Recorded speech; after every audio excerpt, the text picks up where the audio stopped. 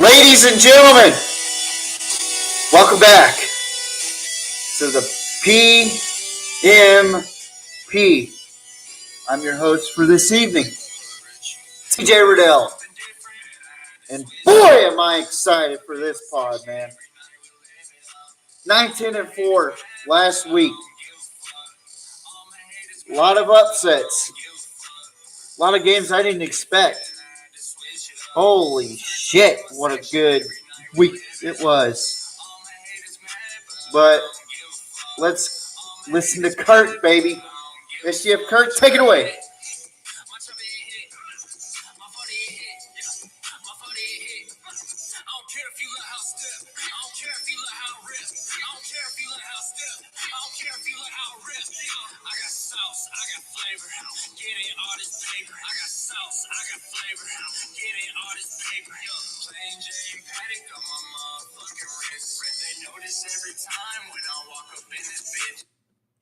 All right, ladies and gentlemen, welcome back to the PMP, the Pigskin Mafia Podcast. Now, we're here to talk about college football. Here tonight, it won't be NFL. Me and Caleb are trying to work that out for possibly Friday for the NFL. If I can't do it with him on Friday, then I'll just do it by myself. But, man, what a good week of football. I mean, just in general, like Texas high school, I follow that more than any state for obvious reasons. College, great games. There are some games that I didn't expect that there would be upsets. Obviously, in my top 25, I'm 19-4, which is probably one of my better records of this season. But yeah, let's get into it, man. Let's start off with the top 4 teams of last week. Georgia, Ohio State, Michigan, which those two are going to play against each other this week. TCU.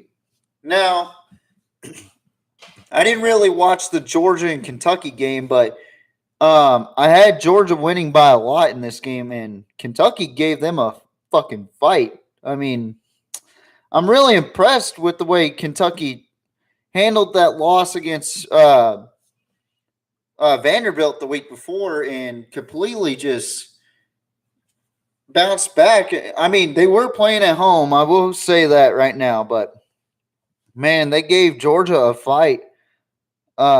Even though they were down at the half 9-0, then Kenny McIntosh runs a 9-yard touchdown, and Barian Brown catches a pass from Will Levis for 8 yards. But the final score, 16-6. Stetson Bennett, 13 for 19, 116 yards. He throws one pick in that game. No touchdown passes. Will Levis, 20 for 31, 206. One touchdown, one interception. But Kenny McIntosh had a great game. 19 carries, 143 rushing yards, 1 touchdown. And Chris Rodriguez, he just couldn't get anything going on the ground game. 17 carries, 51 yards. But Barian Brown, though, 10 receptions, 145 receiving yards, 1 touchdown for the Kentucky Wildcat. And, man, I thought Georgia was going to be in trouble after the half because Kentucky, they're not an easy team to beat. I will say that. Despite them being 6-5 this year and losing to Vanderbilt, they're not an easy team to beat. And I'll discuss that later. But next game, we got the Ohio State Buckeyes squaring off against the Maryland Terrapins. Now, I thought this game was going to be a blowout. I really did. But Maryland is starting to look very good this season. Like, they're actually competing against Ohio State now. The only reason why they lost this game is because Ohio State in the third quarter just imploded with Dallin Hayden with an 8-yard touchdown run, and then he had 2 touchdown runs in that third quarter. One for 8 yards and another for 3 to make it 27-13. And then Tua's little brother, Talia Tagovailoa runs it in for a touchdown with a 2-point conversion to make it 27-21. Then Dallin Hayden, 13-yard run for a touchdown. That's his third touchdown of the game up to that point. And then a defensive PAT for Jacorian Bennett was converted on that or after that touchdown by Dallin Hayden. Jashawn Jones with a 1-yard reception from Talia Tagovailoa to make it 30-33. And then Noah Ruggles kicks a 45-yarder. And then it looked like the Maryland Terrapins were about to drive down the field. And then all of a sudden there was a fumble on the field and recovered by Steel Chambers to close this game out to 43-30. What a game for Talia Tagovailoa, though. 26 for 36, 293 passing yards, 2 touchdowns, while C.J. Stroud had 18 for 30, 241 yards, 1 touchdown, and Dallin Hayden had a heck of a game. 27 carries, 146 rushing yards, 3 touchdowns. Himby with 11 carries, 39 rushing yards. Egbuka had 6 receptions, 82 receiving yards, while Demas had 5 receptions and 67 receiving yards. Next game is going to be Ohio State's opponent for this week, the Michigan Wolverines, as they host the Illinois Fighting Illini. Now, I said Illinois would bring the fight to Michigan, but I thought Michigan would be able to hold off on them. But Blake Corum goes down with appears to be a knee injury. We still don't know if he's not going to play or if he's going to play against Ohio State. Michigan struggled in this game, 7-3 at the half, and then Illinois took a 14-3 third quarter lead, making it 17-10. And then all of a sudden, Michigan's Jake Moody kicks a 41-yarder at 12:31, 33-yarder at 3:14 left to play, and another field goal, kicks it with less than 10 seconds left to play in the game. And that's how Michigan wins their game. And we'll see a battle of 2 giants going at each other in the Big Ten as they try to race to that Big Ten championship. And that's another thing I want to talk about is the Big Ten championship race, where let's take a look at the standings real quick for the Big Ten. I mean, it's really crazy to see how this Big Ten standing looks.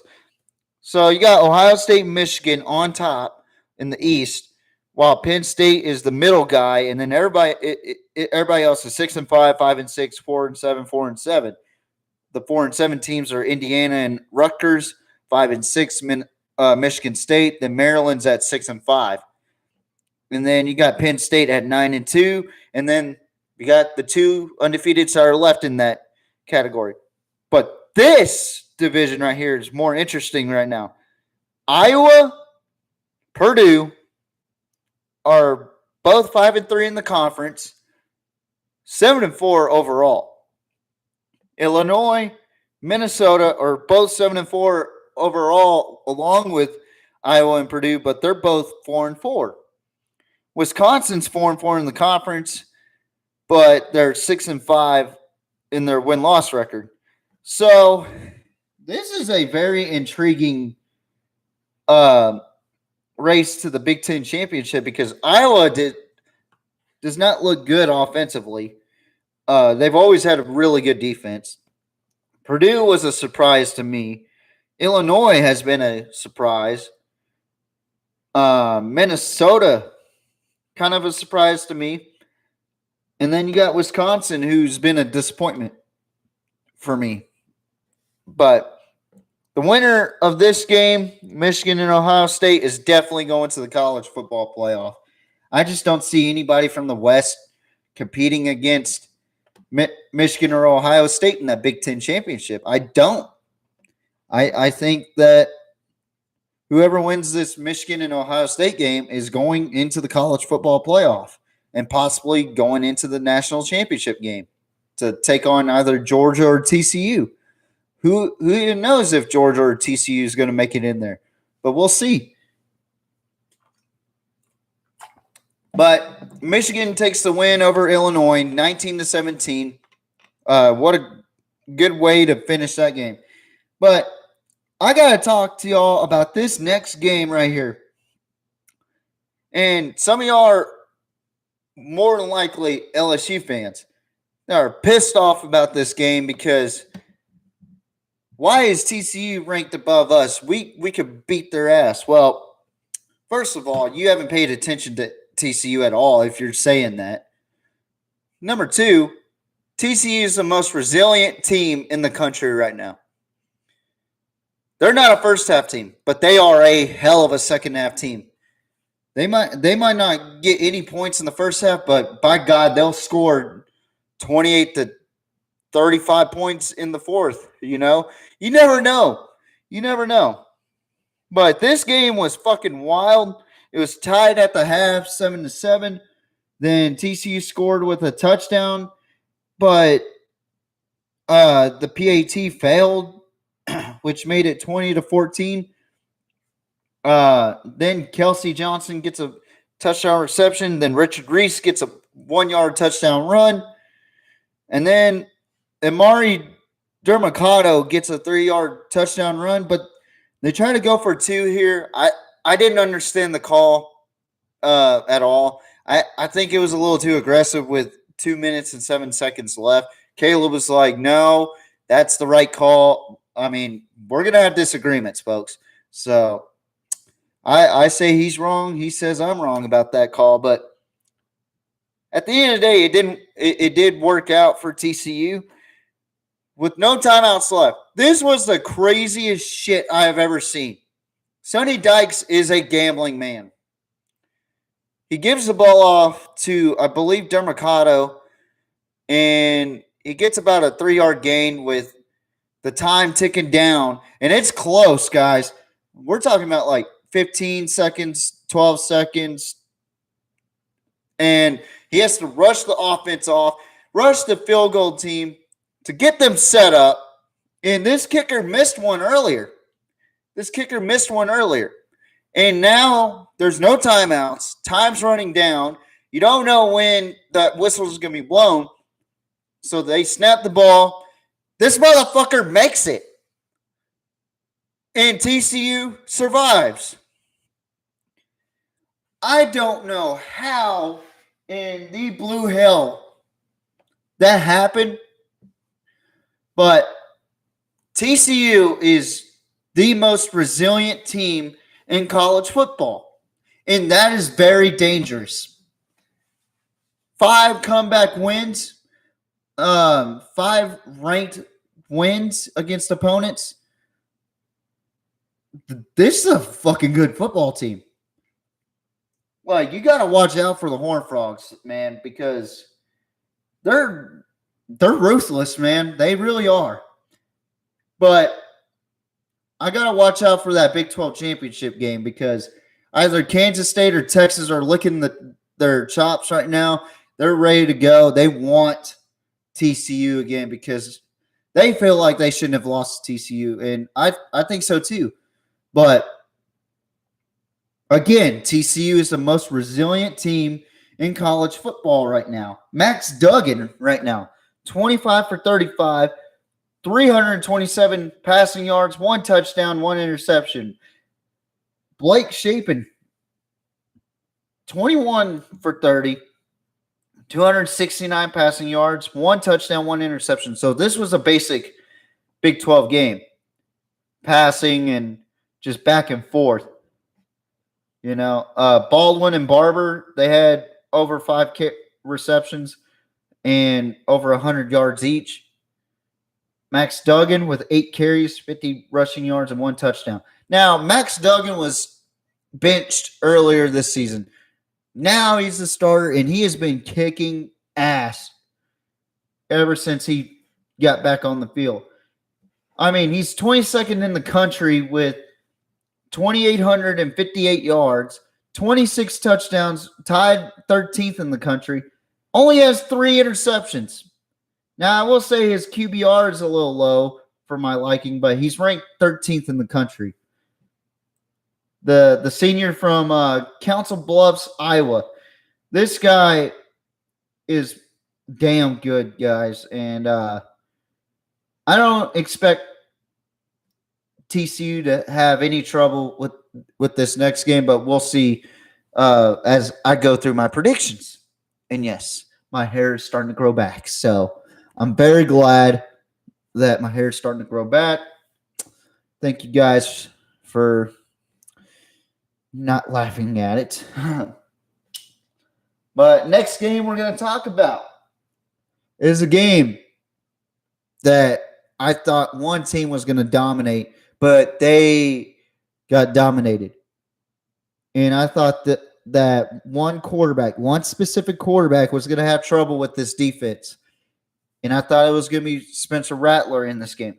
Nope. Spencer Rattler and the Gamecocks find a way to pull one of the biggest upsets in college football this season. 63-38, the Gamecocks win at home. And Spencer Rattler probably had the best game of his career. I will say that right now. He played very differently from when the last time I saw him.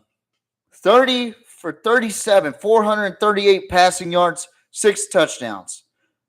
Wow. Even for Spencer Rattler, that is insane. Hendon Hooker, he had a decent game before he went out in the late stages. 25 for 42, 247 passing yards, 3 touchdowns in that game.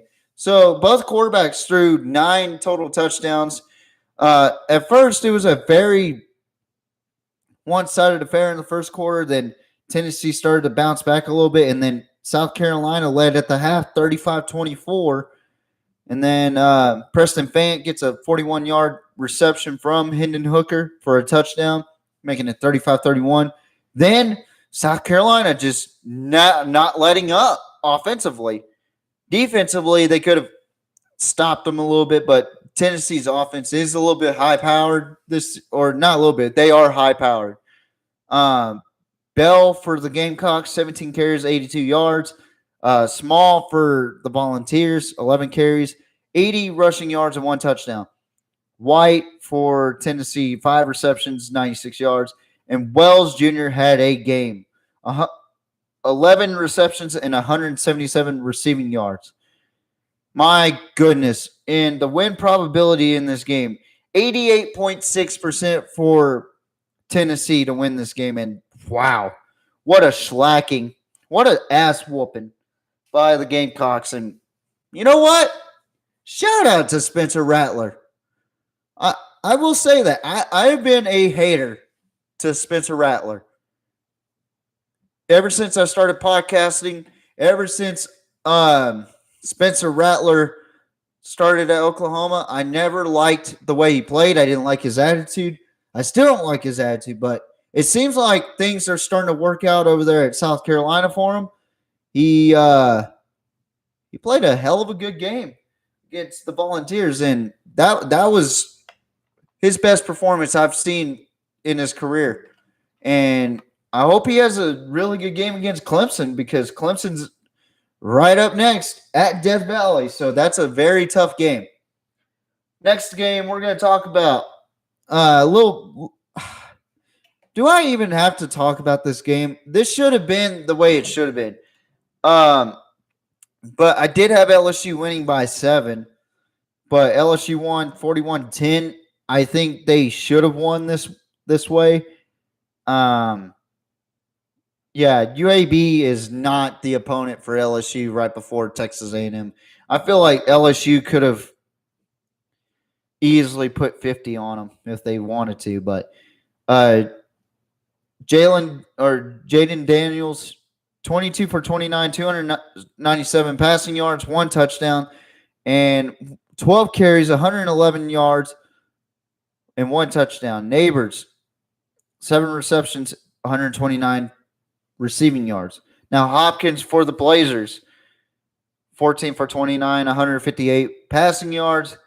McBride, 13 carries, 34 yards, 1 touchdown, the only touchdown for the Blazers. And Damus, 3 receptions, 56 receiving yards. So, LSU played a weak UAB team, which is fine. I mean, it's late. It's late in the season where you're in the top 10, and your wins have to matter at this point because you're a 9-2 team. You're trying to make history here by being the first team that's a 2-loss team going into the college football playoff. And plus, you got to beat a very difficult Georgia team in the SEC championship, since you are slated to go against one another in the SEC championship game. And not only that, Texas A&M's right around the corner too. That's this week. If you're LSU, you have to wonder, are we playing up to the level that we could play? I don't think so. Brian Kelly has earned my respect this year, but the offense is a little inconsistent for me. But we'll see what I predict for LSU this coming up week.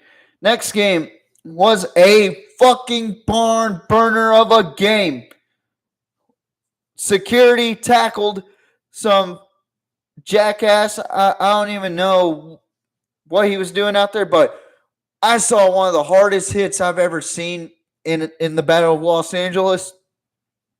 But this game was fucking good. Both quarterbacks played their hearts out. One prevailed. One was in tears at the end of the game. It started off UCLA 14-0. Then Caleb Williams and company came back and made it 14-10. Then DTR made it 21-10. Then USC started to march back, makes it 21-20 after a Dennis Lynch 49-yard field goal to in the half. Then USC starts to roll now, making it 34-31 at the third quarter after a Michael Ezeki 6-yard reception from DTR. Then Kyle Ford gets a 16-yard reception in the fourth quarter. Right after the fourth quarter started, Kyle Ford with a 16-yard receiving pass from Caleb Williams to make it 41-31. Then Casimir Allen gets a 55-yard reception from DTR, making it 41-38. Then Darwin Barlow gets a 6-yard touchdown run, making it 48-38. With 6:38 left to play, Michael Ezeki gets a 3-yard reception after DTR took a blow and looked like he was concussed for a little bit, as DTR throws a 3-yard pass to Michael Ezeki to make it 48-45. Then almost driving down the field. It could have been anyone's ball game, but DTR throws another interception, and that will do it. USC wins 48-35. I did not mean to slobber, but man, what a fucking good game. Caleb Williams, 32 for 32 for 43, 470 passing yards, 2 touchdowns, 1 interception. DTR, Dorian Thompson Robinson, 23 for 38, 309 passing yards, 4 touchdowns, and 3 interceptions. Jones had a heck of a game, 21 carries, 120 yards, and 2 touchdowns. Zach Charbonnet did not break 100, but he got close. 95 rushing yards with 19 carries. Jordan Addison had a well of a game. We haven't really said anything about Jordan Addison this season. 11 receptions, 178 receiving yards and 1 touchdown. Bobo with 4 receptions and 76 receiving yards. Now, this game was fucking awesome. I was watching it at the bar. Shout out to the Sugar Shack and Rock Bottom here in Rockport, Texas. I had a blast watching that game. I mean, it was back and forth. It was 2 heavyweights just hitting each other with all they got. Now USC has control of their destiny. They will play in the Pac-12 championship with either against Washington or Oregon. So I'm really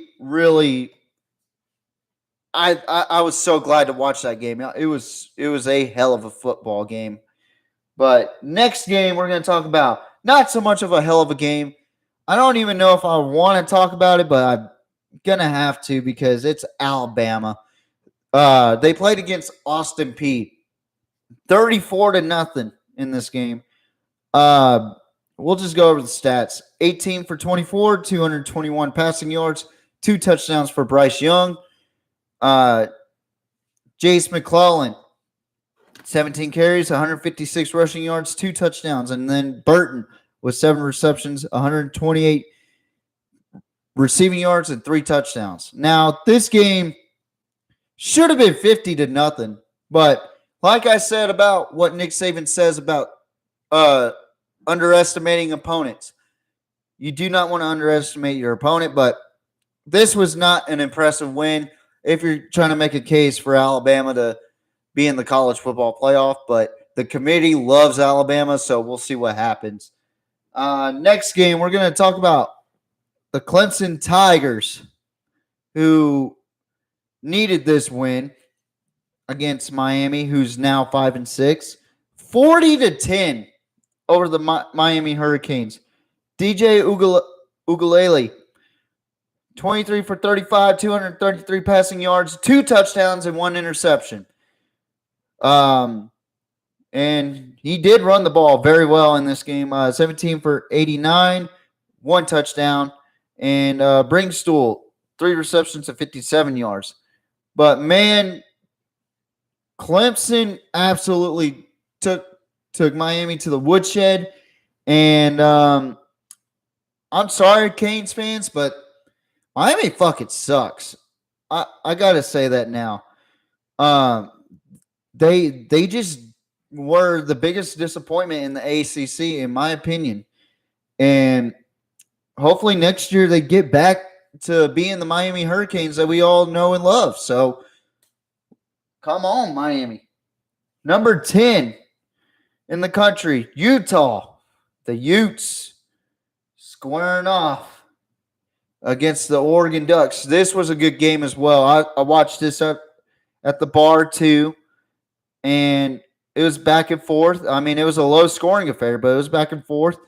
And Oregon comes out with the victory at home in Autzen Stadium, 20-17 over the number 10 team in the country, Utah. Now, this game at the half, 17-3, Oregon was on top. Then Utah started to bounce back a little bit with a fumble return for a touchdown by Kareen Reed.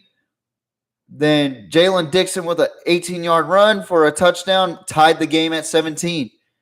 With 11-17 left to play in the fourth quarter, Camden Lewis gets a 41-yard field goal to make it 20-17, and that is your final. Cameron Rising, 21 for 38, 170 passing yards, but he threw 3 interceptions in this game. Turnovers is what killed Utah's offense. And Bo Nix, 25 for 37, 287 passing yards, 1 touchdown, and 1 interception. Now, he's a dark horse, in my opinion, for the Heisman. But we'll talk more about that later. Whittington, not Jordan Whittington, but Noah Whittington for the Ducks. 10 carries, 53 rushing yards, no touchdown. And Thornton, 4 receptions, 151 receiving yards for the Ducks. Now, Thomas, he had 19 carries, 55 yards, and no touchdowns, while Kincaid, he did have a good game, 11 receptions, 99 Receiving yards, no touchdown on that one. But, man, that was a good defensive game overall by both teams. But Oregon just was the better team offensively. And, man, if Washington loses to Washington State this week, look out for the Ducks. But they got the Beavers this week, so we'll see what happens with that. Number 11, Penn State Nittany Lions, my favorite Big Ten team in the country. They're number 3 in the Big Ten East right now. They square off a very tough Rutgers team. And it looked like at first Rutgers was going to pull away with this game. But Penn State in the second quarter and third quarter said, fuck that. Y'all are not going to win this game. They scored in between the second and third quarter. They scored 34 points. They led 28-10 at the half, and the final score ended up being 55-10. Sean Clifford, 17 for 26 pass attempts, 157 passing yards, 1 touchdown. Allen, 11 carries, 117 rushing yards, 1 touchdown. Tinsley, 5 receptions, 63 yards. Ryan, 2 receptions for the Rutgers Scarlet Knights. Rochelle did not get anything on the ground game. Wimstad did not have a good game after all. 10 for 29, 122 passing yards, 1 touchdown, and 1 interception. So, good win for the Nittany Lions to stay in that New Year's Six Bowl. But I don't know. We'll see what happens with them. Number 13, a team that lost this week that I picked that would dominate, but they lose to the Georgia Tech Yellow Jackets. What the hell? North Carolina scores an 80-yard run by Elijah Green, makes it 7-0, and then Noah Burnett and Elijah Green make the score 17-0.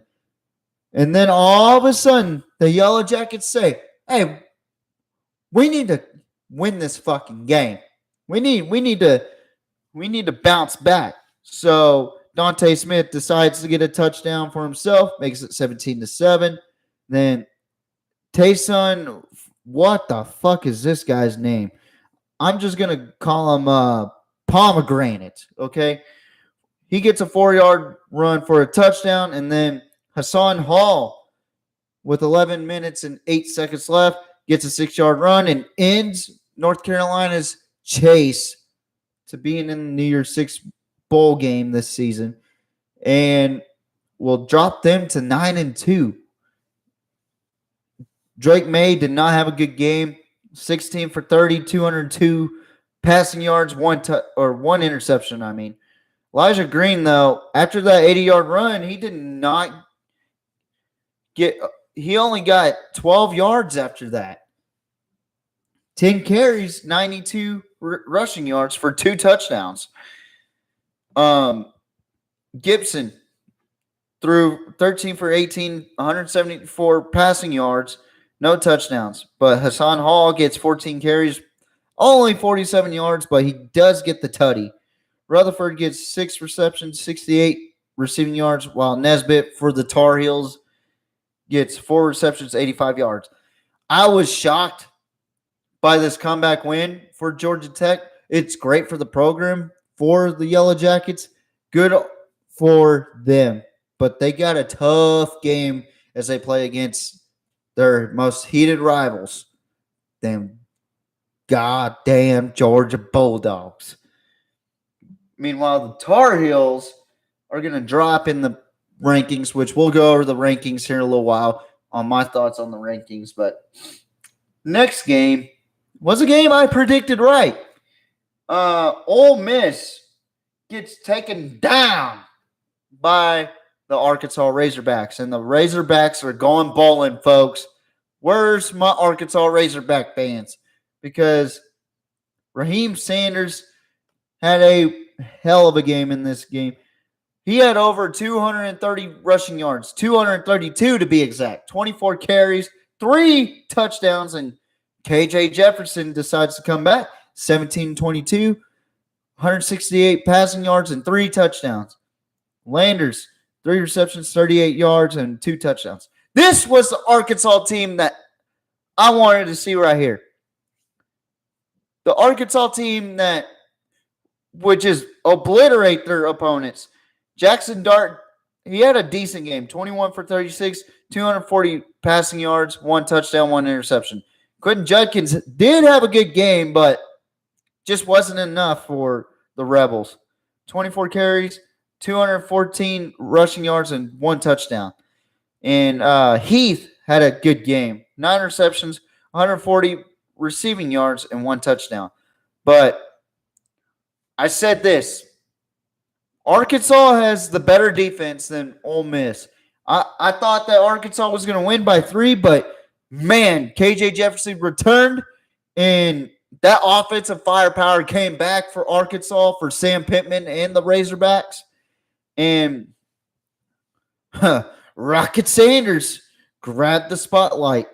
I mean, he looked amazing out there. Raheem Sanders is my player of the week because he fucking exploded in that game with 3 touchdowns and 232 rushing yards. Man, what a good win for the Arkansas Razorbacks. I actually like Arkansas. For a Longhorn fan, I like Arkansas. I don't know what it is. I think it's the fight song. I like their fight song, but anyway, let's move on. Now, Kansas State taking on West Virginia. I don't know what I was thinking. I was hoping for the best, that Kansas State would lose and we would win. Or not we as in West Virginia. I'm talking about Texas.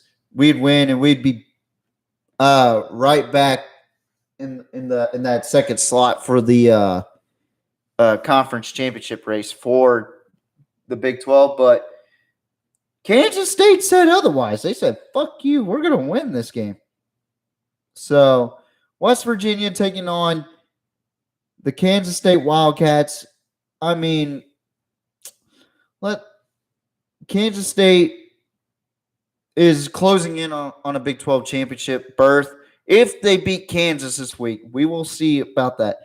But it was pretty explosive. It was an explosive first quarter, which ended 28-19. Then Kansas State pretty much took over after that game, or after that first quarter, and made it 41-25 at the half.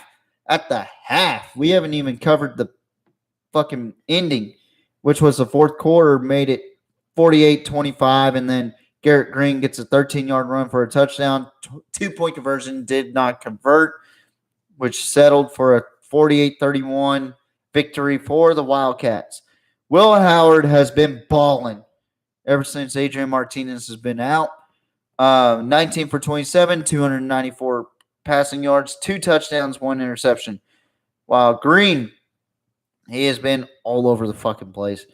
15 for 27, 204 rushing or passing yards, 3 touchdowns, 1 interception. Anderson only got 7 carries, 69 yards. Giddings for Kansas State. It's kind of surprising I didn't see any Deuce Vaughn on there. Deuce Vaughn only had 67 carries or 67 yards for 22 carries. That's pretty uncharacteristic. But Giddings was able to get 12 carries, 78 yards, and a touchdown along with Deuce Vaughn and Will Howard for 3 rushing total touchdowns.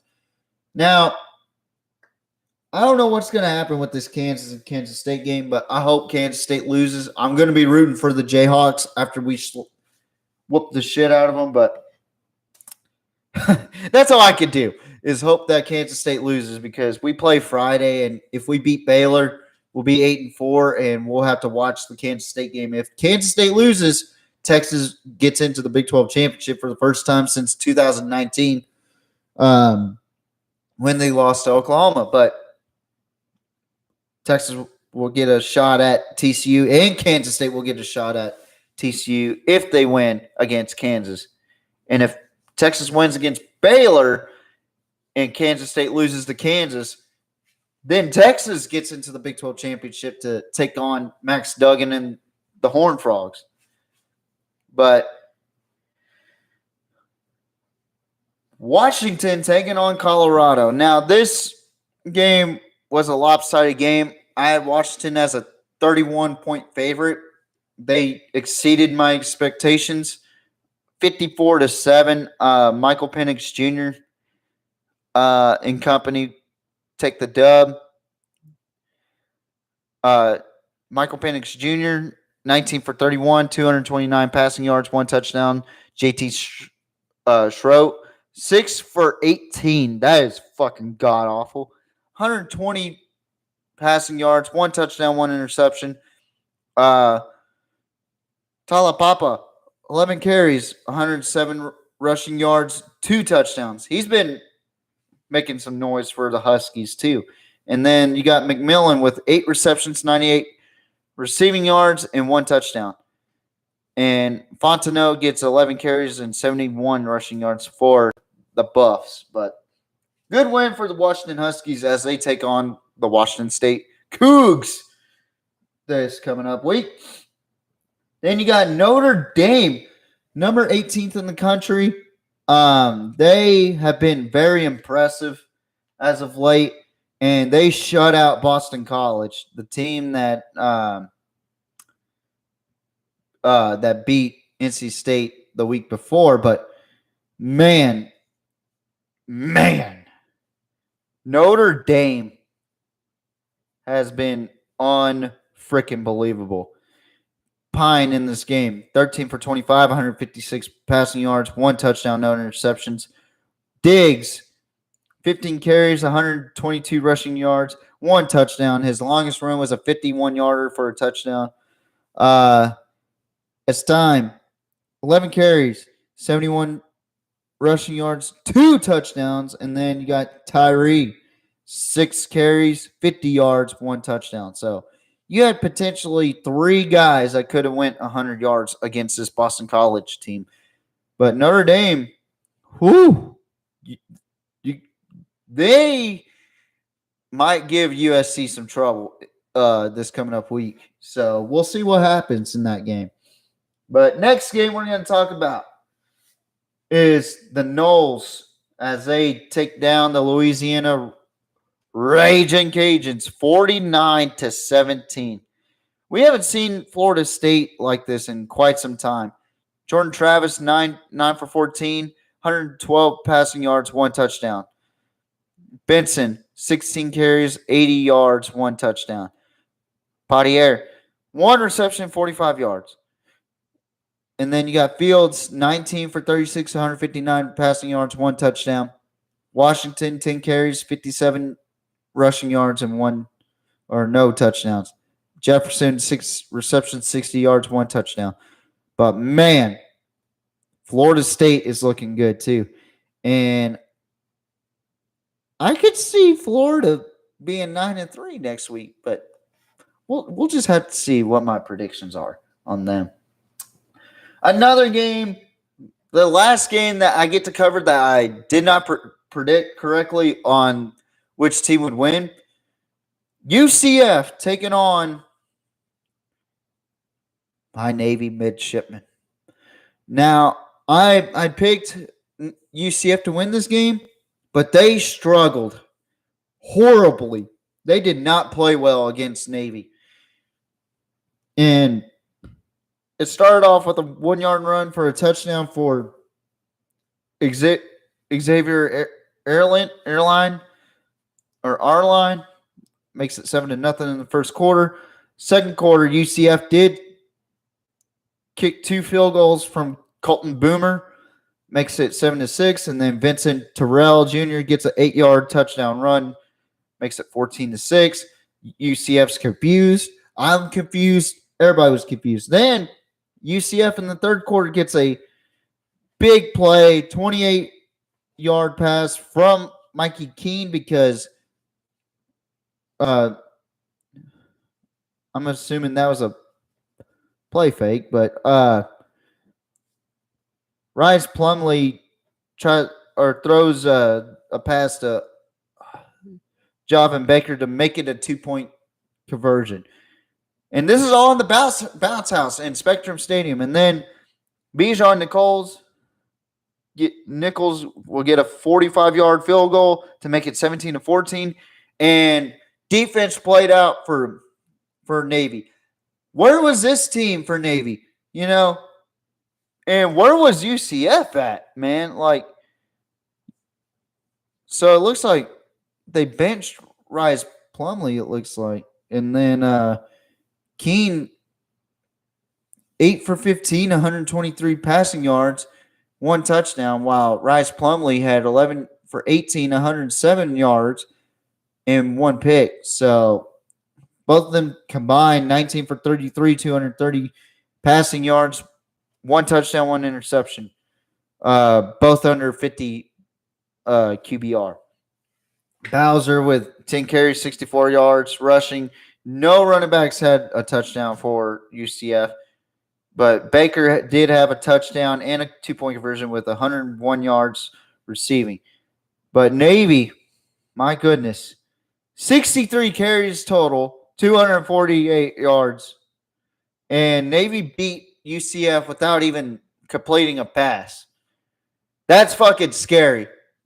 And where was this Navy football team, Good win for the midshipmen as they wear those sweet, nasty uniforms against Army, which I can't wait to see their uniforms. That's probably one of the coolest things about the Army and Navy game is the uniforms. What will they unveil this year, But let's talk about the next game. Tulane taking on SMU on a Thursday night. And I watched this game, and I was just bored because Tulane just fucking took SMU to the woodshed in this game. I predicted this right, but the score-wise, I did not expect this. Tanner Mordecai, 32-49, 298 passing yards, 2 touchdowns, 2 interceptions. Michael Pratt, 9 for 14, 141 passing yards, 3 touchdowns. Spears, 13 carries, 121 rushing yards, 2 touchdowns. He had a good game. Wyatt, 30 receptions, 104 receiving yards, and 2 touchdowns. Levine, 18 carries, 82 rushing yards. While he also had 7 receptions and 62 receiving yards. I mean, Tulane looked good in this game, and SMU looked like dog shit in this game. I mean, I just couldn't believe what I was seeing. I was like, wow. Tulane put the ass whooping on the Mustangs. But next game, we're going to talk about Bedlam. A lot of trash talking between Mike Gundy and the Cowboys and the Oklahoma Sooners. But I picked Oklahoma to win, and I was right. Oklahoma came out firing in this game. Dylan Gabriel played a phenomenal game. It was 28-0 at the first quarter, and then OU didn't score right after that. Second quarter, Oklahoma State was just only able to get a field goal, and then Quentin Stewart gets a touchdown pass or a touchdown reception from Spencer Sanders in the third. Fourth quarter, Tanner Brown gets another 25-yard field goal, and that is about it. 28-13. OU looked good in this game. Dylan Gabriel, 20 for 40, 259 passing yards. I mean, he didn't throw very accurately, but he did play very good game. But 2 touchdowns, 1 interception. Spencer Sanders, 36 for 67, 381 passing yards, 1 touchdown, and he threw a shit ton of picks, man. I mean, it was bad the way he played. He played bad, and he was getting frustrated. But at the same time, when you're throwing 4 picks, you gotta reevaluate yourself on what you're doing, Presley had 9 receptions, 118 receiving yards. Sanders had 17 carries, 42 yards. Now, Oklahoma side for rushing and receiving. Drake Stoops, Bob Stoops' son, senior night. Bob Stoops, the coach former coach of the Oklahoma Sooners. Now he's the coach of the Arlington Renegades in the XFL. 6 receptions, 89 receiving yards, and 1 touchdown in senior night in Norman. And Gray, 20 carries, 90 yards, 1 touchdown for that young man. And what a win by Oklahoma. And they were actually predicted to win this game, and looks like everybody agrees. So, good win for the Oklahoma Sooners to knock out Oklahoma State in the top 25. Next game we're going to talk about the Oregon State Beavers squaring off against the Arizona State Sun Devils, where Oregon State just completely dominated this game, 31-7. And Martinez, man, he had 22 carries, 138 yards, and 2 touchdowns. So that's something to watch for if you're the Ducks. And Gulbranson, 15 for 21, 188 passing yards, 1 touchdown. While Bourget had 20 for 32, 122 passing yards, no touchdowns or interceptions. Valladay had 13 carries, 109 rushing yards, 1 touchdown. While Vealing for the Beavers had 3 receptions, 74 yards, and 1 touchdown. Conyers for the Sun Devils only had 6 receptions and 49 yards. Man, I mean, it looked good in the first half. Second half, Oregon State just ran away with it and won the game. So they have a tough task against Oregon next week. I can't wait to cover that game. I cannot wait to cover the Civil War game. Oh, wait, they probably changed it. I forgot. I am sorry. We're being politically correct. I can't stand that shit. So, but next game we're going to talk about what was the North Carolina State Wolfpack being ranked number 24. Now, they're not. So, Louisville takes the win 25-10. I said Louisville would win by 3, but it ended up being 25-10 for the Cardinals. And Louisville pretty much just had a terrific game in the second quarter, and then they exploded in the fourth quarter. I mean, it was a good game up until the end, pretty much. And Finley had 1 touchdown, 1 interception, 16 for 35, 201 passing yards for the Wolfpack quarterback. Meanwhile, Duman for the Cardinals, replacing Malik Cunningham. 12 for 25, 153 passing yards, no touchdown, no interception in this game. Houston for the Wolfpack, 8 carries, 41 yards, while Jordan for the Louisville Cardinals, 16 for 105 yards, 1 touchdown. And they got a talented guy up in El Campo waiting to go up there, Reuben Owens. If you're watching this, I can't wait to see you in the Cardinals uniform, buddy. But Hudson gets 6 receptions, 85 receiving yards for the Cardinals. Sorry, wrong team. And Jones, 4 receptions, 60 yards for the Wolfpack. And both teams go to 7-4. Louisville elevates to 7-4, while the Wolfpack falls to 7-4. Last game we're going to cover for the top 25 of last week. The Cincinnati Bearcats get a big victory over the Temple Owls. And I said that Cincinnati would put a slacking on them, but I was 1 touchdown away from being right. I said 16.5. They got 20. My math is off. I'm sorry. Not 6, 4. I was 4 points away. Really, if you're looking at my spreadsheet, I was 3.5 points away. Pretty much almost covering that. So, I mean, it was a slow, methodical way of beating Temple, though. So it was 17-3 at the half, then 2 field goals to end the game, 23-3. Bryant 9 for 18, so 50%, 130 yards, 1 touchdown. Montgomery 14 carries, 58 rushing yards, 1 touchdown. Tucker with 4 receptions, 78 yards, 1 touchdown for Cincinnati. Meanwhile, for Temple, 21 for 36, 167 passing yards, 2 interceptions. Hubbard, 7 carries, 30 yards. Smith, he gets 5 receptions, 40 yards, and that will do it. Cincinnati moves up to 9-2. Temple still not bowl eligible, 3-8.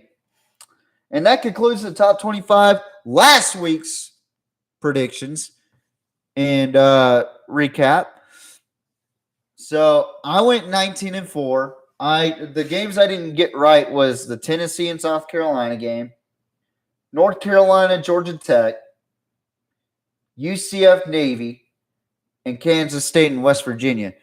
So, I mean, I did a damn good job last week compared to the last several games that I've been predicting.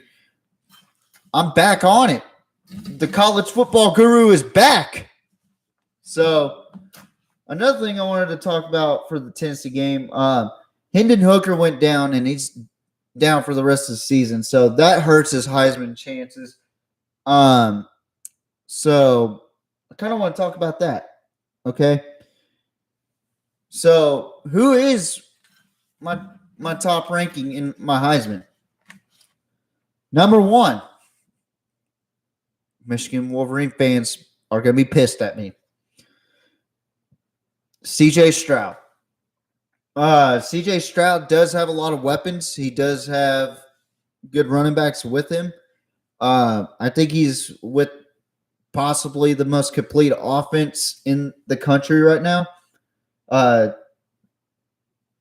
Besides USC, I think CJ Stroud has the best offense that available to him, and we'll see how he does against that Michigan defense. I mean, that's a pretty tough defense to play against. So, battle of 2 giants. Number 2, I still have Hendon Hooker on the top, but as the weeks go by, it's going to go down a little bit.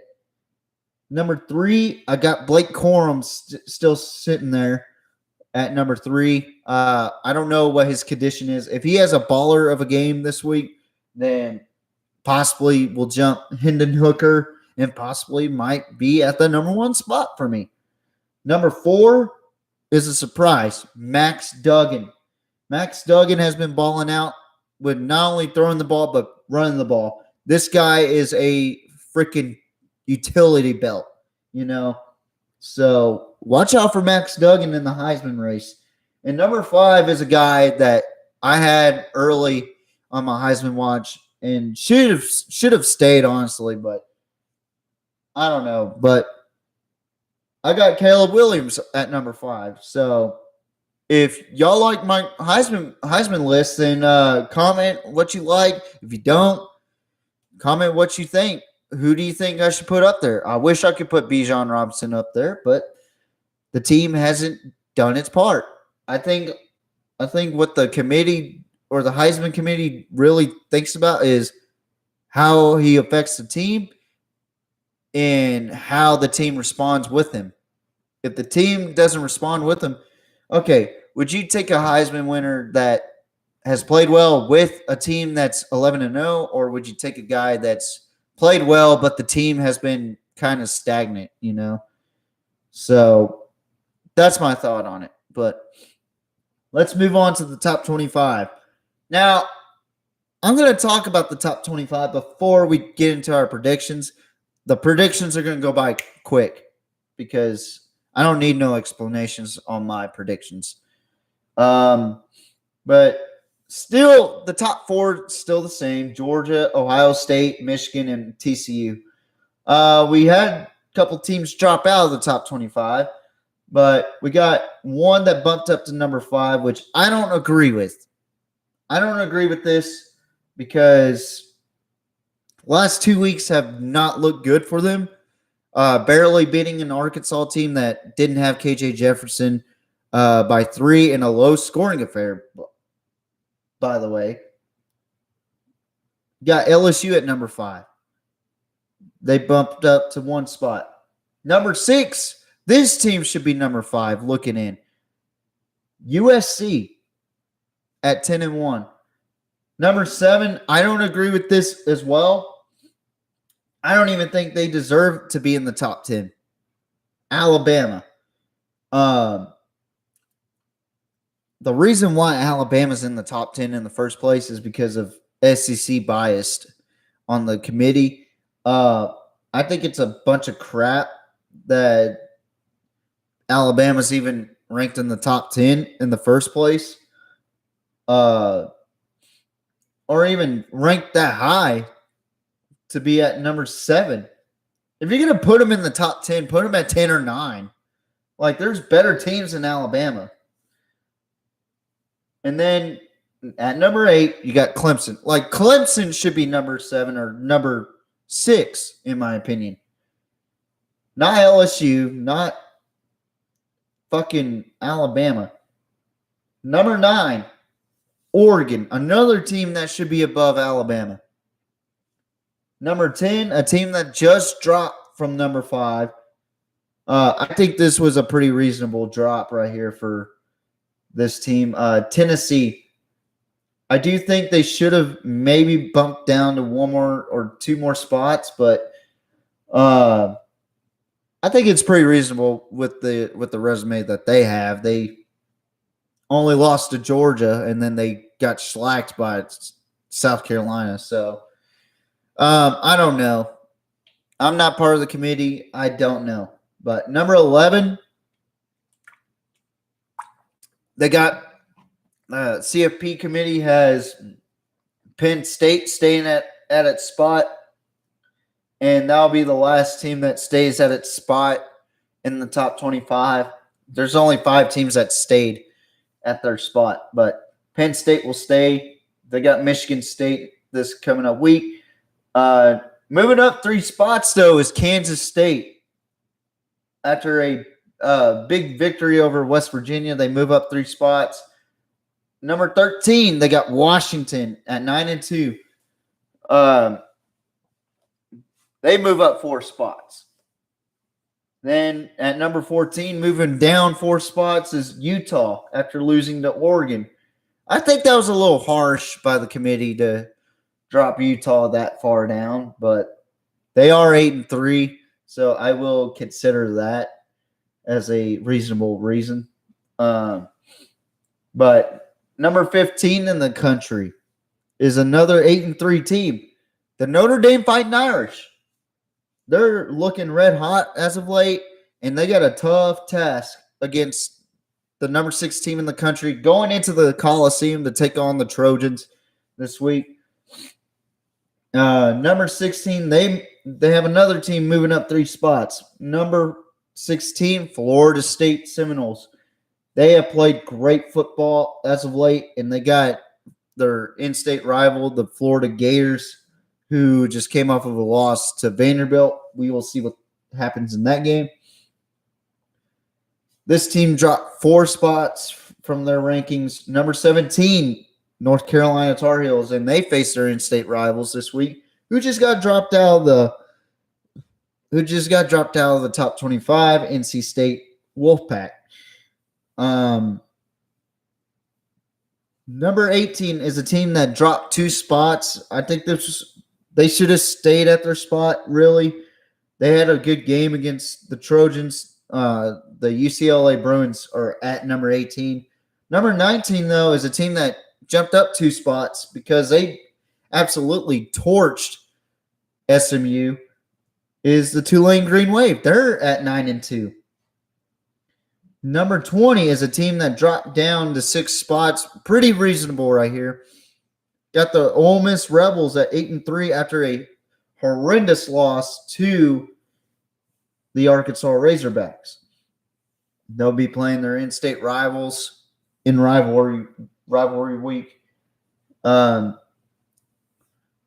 against the Mississippi State Bulldogs, who's 7-4.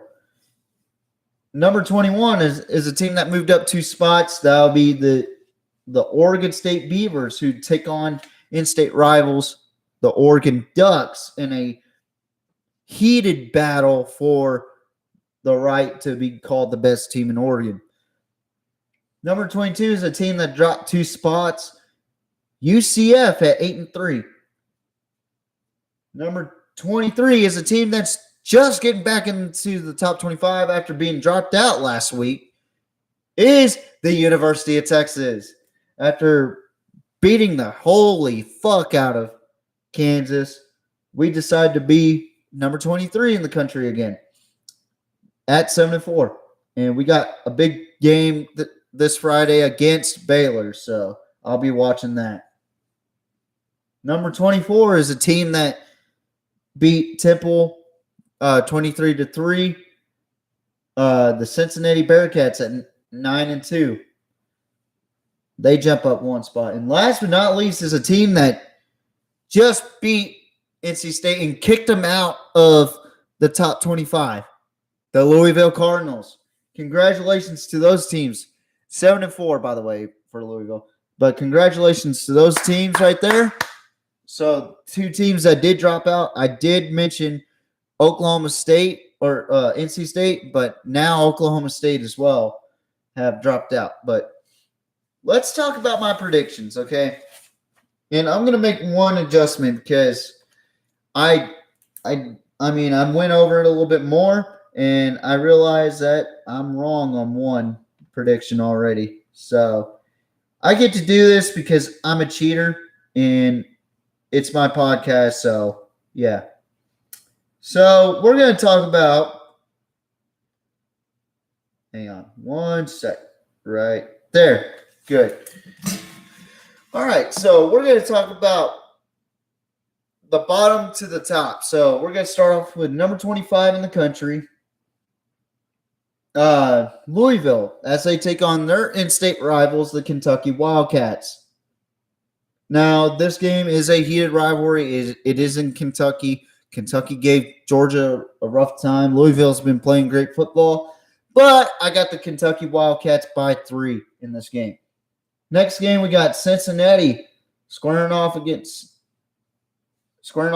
Tulane, which I made an adjustment just now.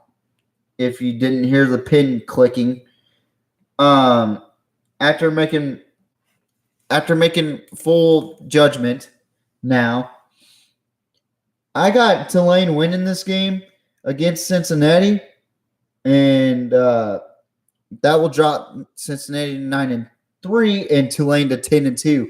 I got the Green Wave winning by 10 in this game, 10.5. Next game we're going to talk about is a Friday night game. Texas taking on Baylor. Now, this game has been heated over the last several seasons. But Texas has a really good opportunity here. I got my Longhorns winning in this game by 10.5.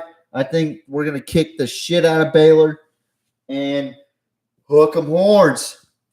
Sorry. Can't put my hat on right for some reason. But next game, we got the UCF Knights taking on their in-state rivals, the Bulls from Tampa, South Florida, who's 1-10 this season. I got the number 22 team in the country winning 20.5 in this game.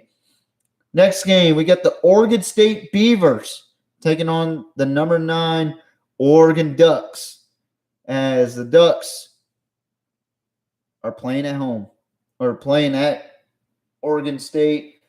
And this is going to be a good game, but I got Oregon winning by 6.5. So good game.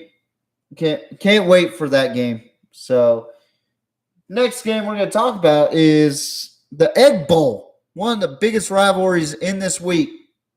Ole Miss taking on Mississippi State. I think this one's going to be a pretty good game, but I got Ole Miss winning 13.5 in this game.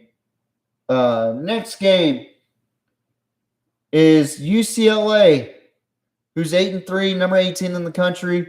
Just had a heartbreaking loss. They're taking on the 4-7 California Golden Bears. Now, this game is a heated rivalry, but I got UCLA winning big in this game, 22.5 in this. Next game, North Carolina taking on NC State. This game is going to be a good one, I think. I think it's going to be a shootout, but I got North Carolina winning by 16.5. Next game, we got the Florida State Gators. Oh, I'm so sorry. Hopefully, there's no Florida State fans on here right now. But Florida State Seminoles, sorry, scoring off against the Florida Gators. Now, hopefully, all hope is forgiven. I got Florida State winning plus 13 in this game. Next game is the Notre Dame Fighting Irish taking on the number 6 team in the country, the USC Trojans, at the Coliseum. I think this is going to be a good game, pretty similar to the UCLA game, but I got USC winning 10.5 in this game, plus 10.5. Next game is number 14 Utah taking on the Colorado Buffaloes, who's 1-10. I got Utah winning plus 20.5 in this game. Next game is Washington. Number 13 Washington taking on Washington State, who's 7-4 in the season. This is going to be a good game, but I got the Washington Huskies winning and clinching that spot for the Pac-12 championship to take on the USC Trojans. They're going to win by 6.5 is what my predictions are. Next game is the Sunflower Showdown. The first time, or this will be the first opportunity that Kansas has beaten Kansas State since 2008. Now, this game is unbelievable. I think this is going to be a barn burner. I think Will Howard's going to have a hell of a game. I think Jalen Daniels is going to have a hell of a game. I think the run game for Kansas is starting to look good, despite losing pretty bad to Texas last week. But I got Kansas State winning this game and clinching their spot to the Big 12 championship, unfortunately. I got them winning by 6.5. So, man, that's going to be a good game to cover. Penn State taking on Michigan State. This one is kind of tricky because Michigan State is inconsistent. You never know who's going to play the good Michigan State team or the thugs of Michigan State or the terrible team of Michigan State. Oh, by the way, Michigan State players, all 7 of them have been charged. So that's one thing I wanted to mention tonight, but I forgot to. I'm going with Penn State plus 10 on this one. Next game is the Tennessee Volunteers traveling to Nashville to take on the Vanderbilt Commodores. Now, the Commodores, they had a 26-game losing streak. Snapped that against Kentucky. Beat Florida. So now they're 2-0 in the first time since – or 2-0 in the SEC since their streak snapped, so they're riding on a high right now, and they have a chance to be bowl eligible this season. And I would love to have Vanderbilt be bowl eligible before Texas A&M, but I got Tennessee winning plus 13.5. Joe Milton's a pretty good quarterback, so I can't wait to see him on the field again. He's a heck of a talent, so we'll see what happens on that one. Next game, Clemson, 10-1, looking to make a statement against the team that beat the hell out of Tennessee, the South Carolina Gamecocks. who are 7-4. I got Clemson winning 13.5, and I think it's going to be a good game, but I think that offense for Clemson is going to be too much for that defense.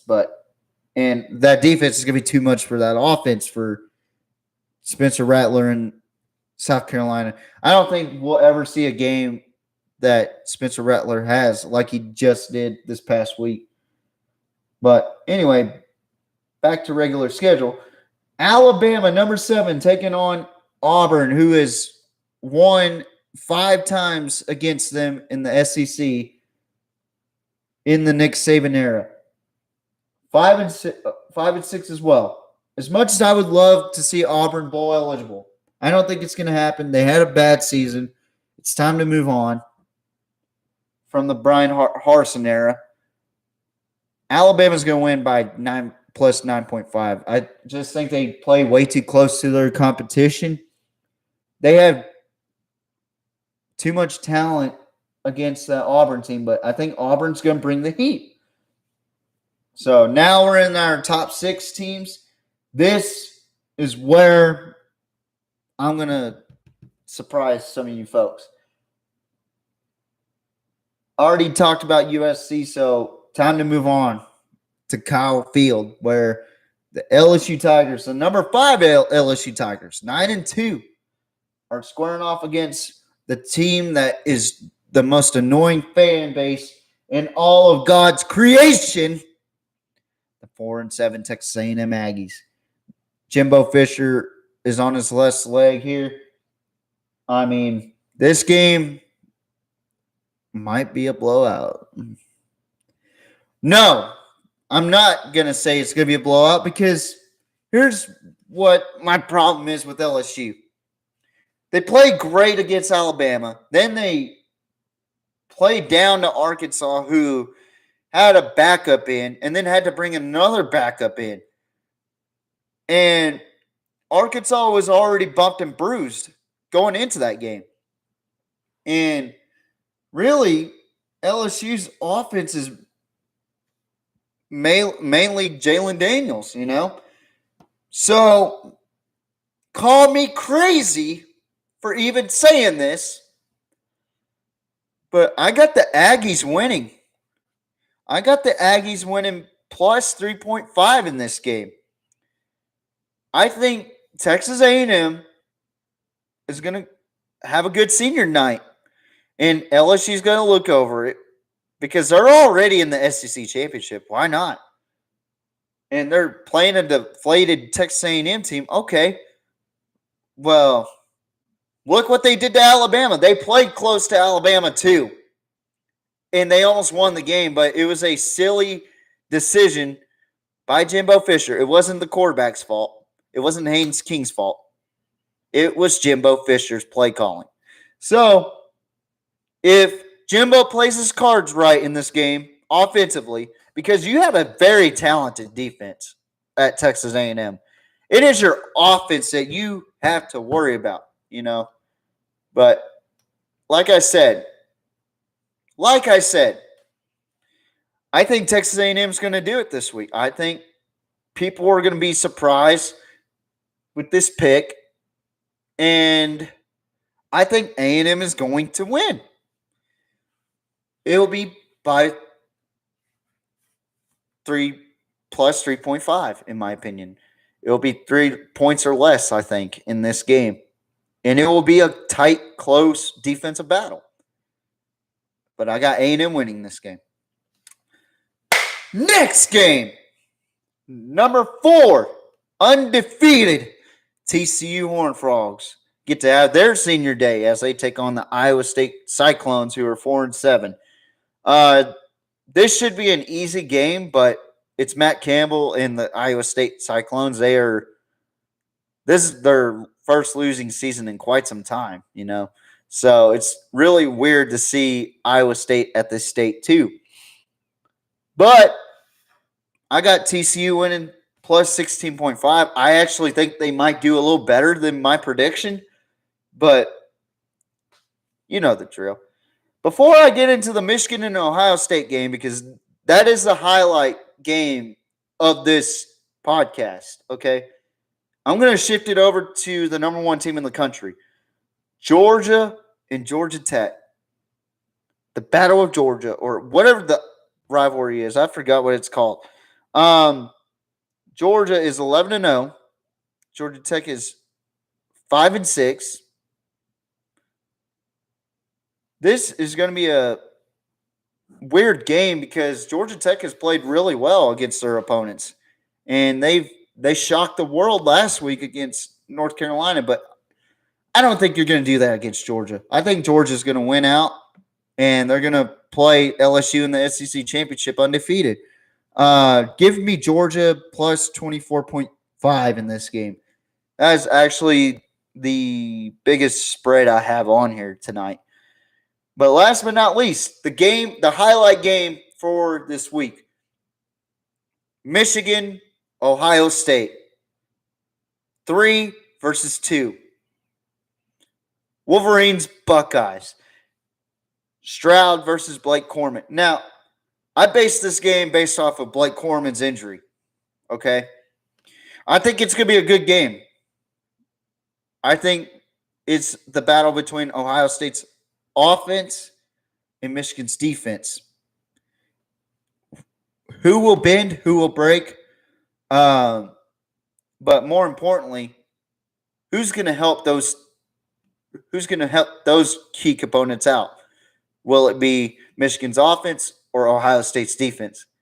I think the answer is Ohio State's defense. Give me Ohio State plus 9.5 to win that game and to move on to the Big Ten championship against, I'm going to say Purdue. Purdue is going to the Big Ten championship against Ohio State. Give me that because I have a feeling Purdue's going to win this game. I have a feeling that Purdue's going to end up being in the Big Ten championship along with Ohio State.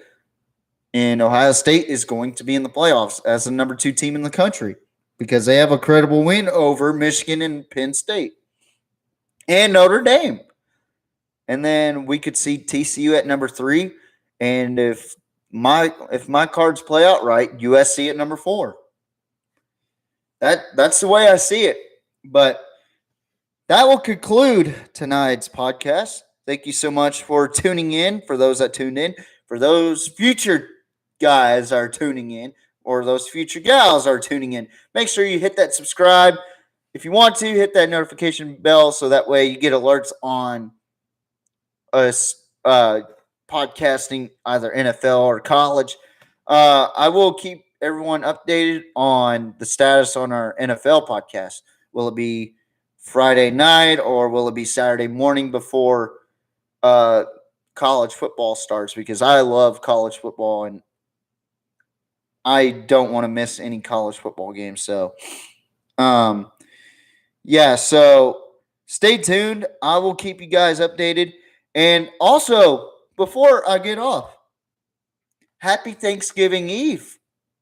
Happy Turkey Day. Of course, down here in the coast, we don't really do turkeys. We do some gumbo, you know what I mean? So, but anywho, we are the greatest podcast in all of podcasting. We are the PMP. Thank you guys for watching. Tune in. See you soon. Goodbye. Good night. Bang!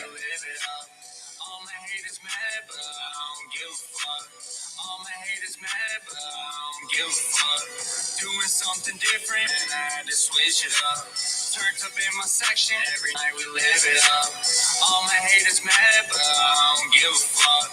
All my haters mad, but I don't give a fuck. My chopper hit, my chopper hit, my 40 hit, my 40 hit. I don't care if you let how step, I don't care if you let how rip, I don't care if you let how step, I don't care if you let how rip. I got sauce, I got flavor, getting all this paper. I got sauce, I got flavor, getting all this paper. paper. Plain Jane Paddock on my motherfucking wrist. They notice every time when I walk up in this bitch. Hustle, walk up in this bitch. Keep my clock up in this bitch. Hustle, walk up in this bitch. Keep my clock up in this bitch. My chopper hit. My chopper hit. My 40 hit. My 40 hit. I don't care if you look how step. I don't care if you look how rip. I don't care if you look how step. I don't care if you look how rip. Doing something different, and I had to switch it up. Turned up in my section, every night we live it up. All my haters mad, but I don't give a fuck. All my haters mad, but I don't give a fuck. Doing something different, and I had to switch it up. Turned up in my section, every night we live it up. All my haters mad, but I don't give a fuck. All my haters mad, but I don't give a fuck. This shit is exciting. Do it with our right team. My style, they biting. I'm striking like lightning. I'm bagging this bitch. I'm talking my shit. I'm bagging this bitch. I'm talking my shit. I'm about to get on your ass. I'ma just count me some cash. I'm about to get on your ass. I'ma just count me some cash. Doing something different, and I had to switch it up. Turned up in my section, every night we live it up. All my haters mad, but I don't give a fuck. All my haters mad, but I don't give a fuck.